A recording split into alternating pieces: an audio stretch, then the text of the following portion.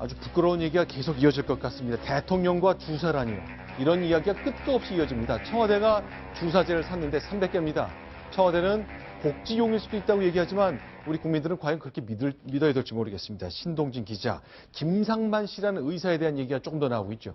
네, 당초에 최순실 자매에게 주사제를 처방하는데 그 주사제가 바로 박근혜 대통령에게 가게 된 그 대리 처방 의혹을 받았던 김상만 자문의가 지금 2014년 2월에 기존 병원에서 옮기고 나서도 청와대에 들락거렸다는 그런 보도가 있었습니다. 자, 그러니까 이 차움이란 병원에서는 이제 진료를 할 때 안 가. 결국 대통령을 암시하는 이런 말들이 쭉 있었는데 이게 사실은 재작년 3월에 딱 멈췄잖아요. 그래서 더 이상 안 갔나 보다 했더니 이 사람이 병원을 옮겨간 곳에서 계속 출장했을 가능성이 나오고 있는 거죠? 그렇습니다. 지금 보시는 진료 차트가 바로 최순득 씨의 진료 차트인데 2014년 3월까지만 차트 기록이 남아 있어서 네. 그 이후에 김상만 씨를 통한 대리 처방은 그러면 증명되지 않는 것으로 이렇게 알려져 있었는데 어저께 보도에 따르면 김상만 씨가 새롭게 녹십자 아이메드란 병원으로 옮겨고 나서도 네. 최순득 그리고 장시호 씨를 진료했고 또 더구나 매주 한 번씩 본인이 네. 직접 청와대에 들어간다고 주변에 자랑했던 사실이 밝혀졌습니다. 자기가 만약 이게 가정입니다만 만약 이것이 사실이라면 일주일에 한 번씩 대통령을 진료하고 있다는 얘기를 주위에 자랑하고 다녔다? 결국 보안이 줄줄줄 샜다는 얘기군요. 자, 어쨌건 이런 일이 계속 이어지고 있습니다. 그런데 주사제 얘기가 계속 나오고 있는 건 또 어떤 내용들이 또 있습니까? 네. 네, 김상만 씨가 옮긴 그 병원 녹십자 아이메드에서 바로 청와대 쪽으로 다량의 주사제가 반입된 사실이 네. 밝혀졌습니다. 지금 녹십자에서 청와대로 이동한 네. 주사제를 보면은 그 이름이 마늘주사, 감초주사, 태반주사로 주로 이제 피부 미용이라든지 피로 회복을 위한 용도의 주사제들입니다. 주사기가 간 게 아니라 주사할 수 있는 그 물약이 같다 그 얘기죠? 그렇습니다. 그러니까 약품이 같다고 보시면 되는데요. 네. 예, 2014년 11월부터 올 6월 사이에 청와대가 녹십자로부터 무려 130만 원어치의 주사 용품 액을 구입한 것으로 알려졌습니다. 그러니까 한 200병에 137만 원 하니까 한 병에 한 구매가로 한 7, 8천 원쯤 하는 그 주사제가 계속 들어갔습니다. 근데 너무 많다. 이걸 과연 누가 맞았을까? 뭐 대통령의 피로 회복을 위해서 맞을 수도 있겠습니다만 청와대에서는 뭐라고 얘기하고 있죠? 네, 청와대 대변인이 해명을 했는데요. 네. 청와대 의료진 판단에 따라서 전체 근무자들의 건강 관리를 위해서 구매한 것이다라고 해명을 했습니다. 그런데 건강 관리를 위해서 구매할 수는 있는데, 네. 근데 지금 말씀드린 마늘 주사제라든지 감초 주사제, 태반 주사제는 이 잔주름을 개선하거나 네. 아니면 노화 방지, 만성 피로 해결에 도움이 되는 이 주사제라고 한다고 합니다.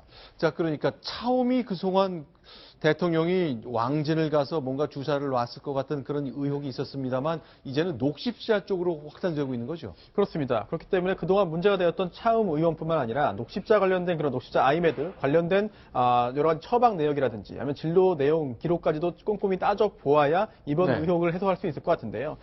최근에 이제 대통령 자문이었던 김상만 녹십자 아이메드 원장이 녹십자 1호 재단의 사의를 표명한 것으로 확인이 됐습니다. 네. 따라서 혹시라도 김상만 원장이 혹시 과거에 어떤 이런 행적 같은 것이 드러나는 것에 대한 부담을 느껴서 사의를 표명한 것이 아닌지 여부도 확인할 필요가 있어 보입니다. 또 하나, 결국 세월호 참사가 발생한 2014년 4월 16일 날 대통령이 7시간 동안 무엇을 했는지, 혹시 주사를 맞았던 건 아닌지에 대한 논란이 야당도 그렇고 제야에서도 굉장히 이어지잖아요.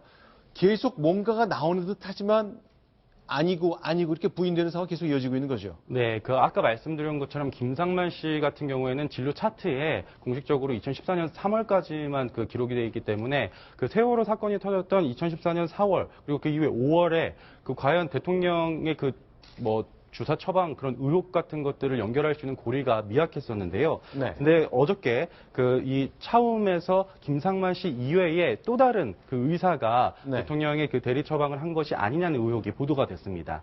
네. 그런데 이제 처방을 했는데 최순득 씨한테 했거든요. 이분이 주사 잘 안 맞았다면서요. 예, 좀 더 풀어서 말씀드리면 이 김상만 씨가 최순득 씨와 최순실 씨 자매를 원래 주치로 처방을 했는데 또 다른 의사 A 씨 근무한 처가 안티에이징 센터입니다. 이곳에서 근무했던 A씨가 똑같이 최순득 씨를 함께 그 처방 4월과 5월에 진료했던 기록이 나온 것입니다.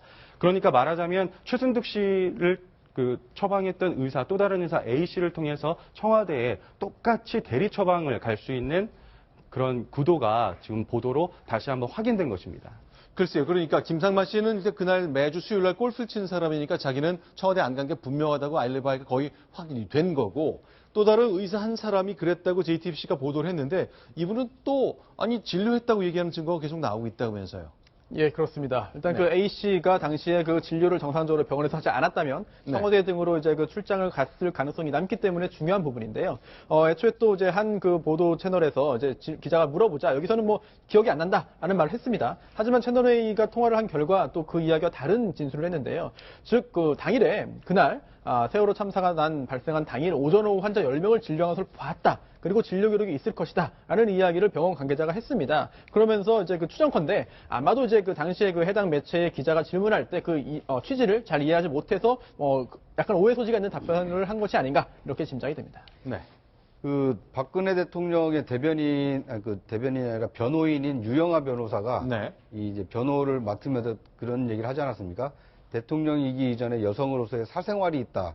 그런 점도 좀 고려해 줬으면 좋겠다. 이렇게 얘기를 했었는데 네. 그 사생활에 관련된 얘기가 지금 이렇게 시시콜콜하게 다 지금 공개가 되고 있습니다. 네. 어떻게 보면 이 공식적으로 검찰 수사를 받아서 클리어하게 이 해명을 하면 더 이상의 논란을 막을 수 있는 일인데 이걸 이제 해명을 안 하고 네. 공식적인 어떤 답변을 거부하다 보니까 주변에서 나올 수 있는 정황이 계속 지금 쏟아져 나오고 있습니다. 이것이 과연 이 박근혜 대통령 개인을 위해서도 그렇지만 대한민국 국민들의 이게 알 권리인가 네. 그런 점을 좀 한번 생각해 봐야 될 점이 아닌가 싶습니다.